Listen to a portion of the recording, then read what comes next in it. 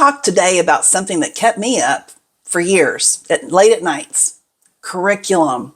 You walk into a homeschool convention and there are hundreds of booths. You join Facebook groups that are for homeschoolers and you're asking what's the best curriculum, and everybody swears by their choice of curriculum. You Google what is the best curriculum for, and you get 10,000 results. And somewhere in the middle of all of that noise, you're sitting there and you're thinking, but how do I know which curriculum is the best fit for my child? I'm Maggie O, the founder of Homeschool with Maggie O and the author of the Homeschool Roadmap. I homeschooled our boys from kindergarten all the way through high school graduation, 20 years, K through 12.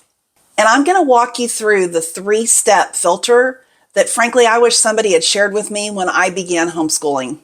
That filter would have saved me thousands of dollars in curriculum and so much wasted time in second guessing myself. Step 1, know your children's learning styles. Not every child learns the same way.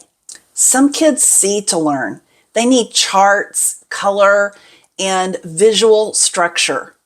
Some kids hear to learn. They thrive on discussions and read-alouds.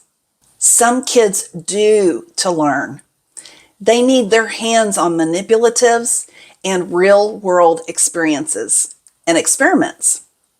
I homeschooled 2 boys.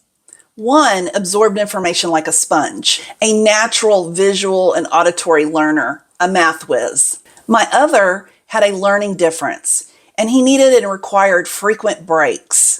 He was athletic and artistic. He was a kinesthetic learner all the way. Same family, but 2 completely different roadmaps. And guessing wastes time, money, and confidence. Step 2, match curriculum to learning styles, not hype. Once you understand your children's learning styles, curriculum stops feeling overwhelming. It becomes a filter. Let's look at a couple of examples, and we'll begin with math. A visual learner thrives on Math-U-See blocks. An auditory learner, they take off with Saxon's oral drills. A kinesthetic learner needs manipulatives in their hands. And here's the really cool thing about that. When it came to math in our home for our homeschoolers, I used a common spine. We used Saxon Math. Loved it. It's a fantastic math curriculum from early grades all the way through. And you can adapt it, which is really cool, for any type of learning style. So with my son that needed the hands-on kinesthetic style, I just implemented manipulatives for him. And then my other son, who was auditory and visual and just he could do the problems. There's lots of problems to practice. It also comes with a teacher's guide. So it was great for me because it would tell me exactly what to say to teach both of them. So that's something to consider too when you are looking at curriculums, that make sure you're choosing a really solid curriculum that is adaptable instead of buying multiple different curriculums in every single subject. Those are 2 different ways to handle your different learning styles. Next, let's look at a reading type example or language arts example. A visual learner, they love illustrated books and curriculums like Abeka. An auditory style learner, they may take off with a curriculum like a Sunlight read-alouds. And a kinesthetic learner will benefit greatly from a type of curriculum that uses a lot of phonics games. So for the language arts section, this is again in our home where I would choose a common spine and then I would level it to the different learning styles. In the early primary years, I loved a curriculum by the name of Shirley Grammar, Shirley English, because it has warm-up jingles at the beginning of every lesson. It's songs. It's like, what is a noun? What is a verb? What is an adjective? What is a preposition? How do they work? And this helps in laying over into how do you diagram sentences. And then that works into how do you teach writing a sentence properly, then paragraph writing, then essay writing. So when they were younger, we used that curriculum all the way through, And then when they became older, we flipped over to IEW, the Institute for Excellence in Writing. Fantastic program. And again, you can adapt it for the learning styles.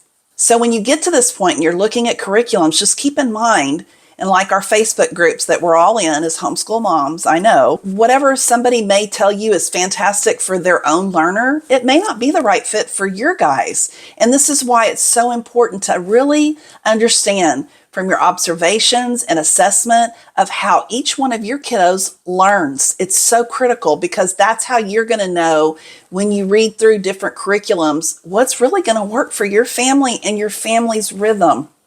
Okay, step 3, start small and test before you buy the year. I really encourage you not to buy a full year until you've had a chance to sample it. And many reputable curriculum companies, they provide samples for you to try, or even a period of time that you can try it, and make sure you're using those benefits. During this trial period, observe your kids. Are they engaged? Are they frustrated? Are they crying? Are they happy? Are they learning? And if it's working, fantastic, stick with it. Then buy the rest of the year, buy the whole thing. However, if you're noticing struggles, or they're bored, or they're getting frustrated and it's just not clicking for them, please, I give you permission, please do not stay married to a curriculum just because. It's okay to switch. And I encourage you to do so, because on the back end of that, when you go ahead and make the change to something that your kid loves, they light up, they thrive, and the learning really begins to happen. Compare that to sticking with a curriculum that really doesn't fit your kid and you're struggling the whole year. It's miserable. Take it from me, from my experience, you don't want to do that. If you're in the Austin area, I am so excited. Yesterday, I hosted a live in-person workshop, and we covered this 3-step filter that I'm going through with you just now.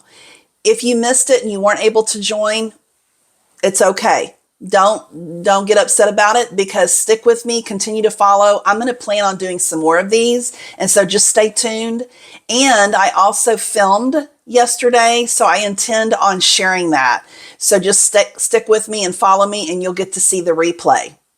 If you are not local and you want this filter that we're talking about today, in my book, The Homeschool Roadmap, the first chapters cover this in detail. So it's a great format for you if you're just starting. And then there's another 15 chapters beyond that where I lay out planning and budgeting and tools and resources.